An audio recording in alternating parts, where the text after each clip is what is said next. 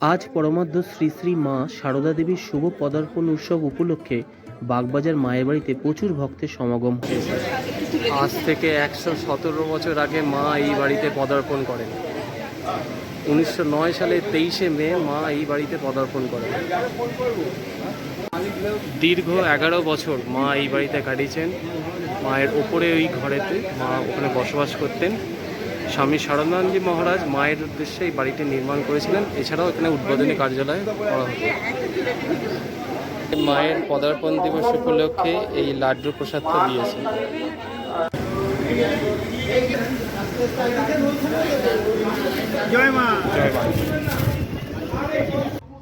সমস্ত ভক্তগণকে খিচুড়ি ভোগ দেওয়া হয়েছে।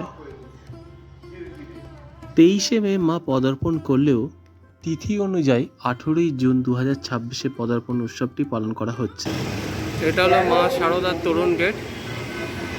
ওখানে উপরে লেখা রয়েছে মা সারদা তোরণ।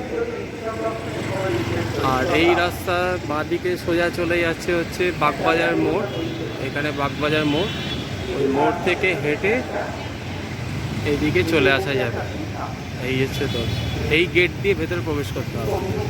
করে আসলে এখানে সমস্ত বাস স্ট্যান্ড রয়েছে 240, এই দিয়ে আসছে বাগবাজার গড়িয়া বাস। এখান থেকেও সরাসরি বাসে করে চলে আসা যাবে।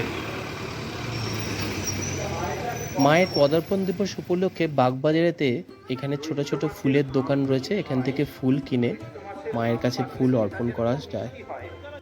বাগবাজারে অবস্থিত মায়ের এই বাড়িটি একটি পবিত্র তীর্থস্থান।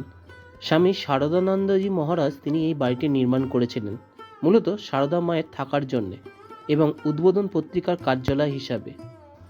তাই এই বাড়িটিকে উদ্বোধন বাড়ি বলা হয়। বহু ভক্তদের কাছে এই বাড়িটি মায়ের বাড়ি নামে পরিচিত। মায়ের পদার্পণ দিবস উপলক্ষে লম্বা লাইন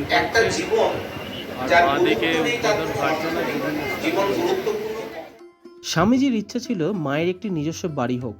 কলকাতায় মায়ের নিজস্ব বাড়ি ছিল না, সেই কারণে সুদূর আমেরিকার থেকে স্বামীজি গুরু ভাইদের চিঠিতে এই কথা তিনি জানাতেন। স্বামীজির এই ইচ্ছাকে বাস্তবায়িত করার জন্য স্বামী সারদানন্দজি মহারাজ 1906 সালে গঙ্গার ধারে জমি কিনে বাড়ি নির্মাণ করেন। সেই সময় এই বাড়িটি তৈরি করতে খরচ হয়েছিল আনুমানিক 11,000 টাকা। এরপর আজ থেকে 117 বছর আগে অর্থাৎ 1909 সালের 23শে মে সারদা এই বাড়িতেই পদার্পণ করেন।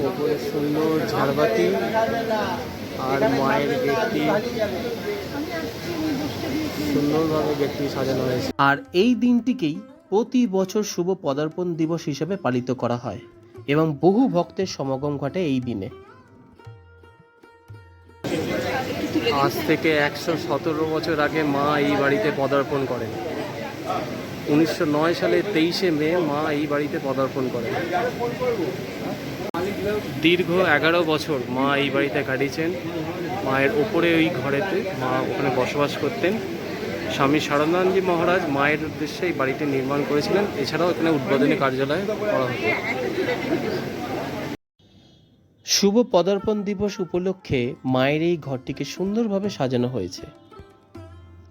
মায়ের ঘরের ঠিক পাশেই রয়েছে সারদানন্দজি মহারাজের ঘর। মায়ের জীবিতকালে মহারাজ মাকে দেখাশোনা করতেন। মায়ের এই বাড়িটি দর্শন করতে আসলে দেখা যাবে মা সারদা দেবীর ঘর, মায়ের ব্যবহৃত খাট, পুজোর ঘর, কিছু পুরনো আলোকচিত্র সহ পুরনো কাঠের সিঁড়ি, আরও অনেক কিছু।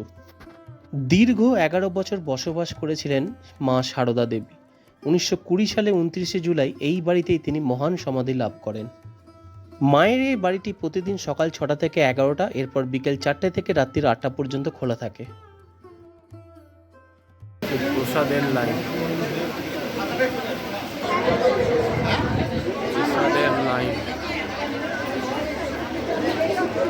আজকে মায়ের পদার্পণ দিবস উপলক্ষে এই লাড্ডু প্রসাদটা দিয়েছে।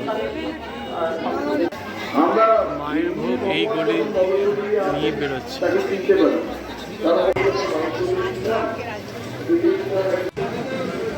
এটা হচ্ছে ভোগের লাইন।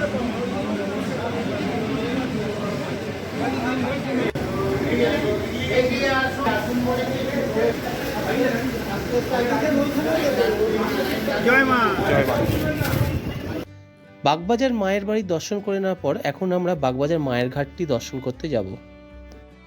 শ্রী শ্রী মা সারদা 1909 সাল থেকে 1920 সাল পর্যন্ত দীর্ঘ 11 বছর বাগবাজারের বাড়িতে থাকাকালীন নিয়মিত স্নান ও জবাদি করতেন এই ঘাটেতেই। সেই সময় এই ঘাটটি দুর্গাচরণ মুখার্জি তথা পাগলাবাবুর ঘাট নামে পরিচিত ছিল। হুগলি নদীর তীরে এই ঘাট বর্তমানে বাগবাজার মায়ের ঘাট নামে পরিচিত। ঘাটটি সংস্কারের কাজ এখন চলছে। এই অপূর্ব সুন্দর ঘাটের মাঝে একটি ছোট মন্দিরের মধ্যে রয়েছে সারদা মায়ের মূর্তি। বাগবাজার মায়ের বাড়ি দর্শন করার সাথে সাথে ভগিনী নিবেদিতার বাড়ি দর্শন করে নেওয়া যায়। বাগবাজারের কাছেই এই ভগিনী নিবেদিতার বাড়িটি অবস্থিত। ভগিনী নিবেদিতার বাড়ি থেকে কিছুটা সামান্য এগিয়েই রয়েছে গিরিশ ঘোষের বাড়ি, সেটিও দর্শন করে নেওয়া যায়। এবং গিরিশ ঘোষের বাড়ির সামনেই রয়েছে বলরাম মন্দির। তবে মায়ের পদার্পণ দিবস উপলক্ষে এই 3টি দর্শনীয় স্থান আপাতত বন্ধ আছে।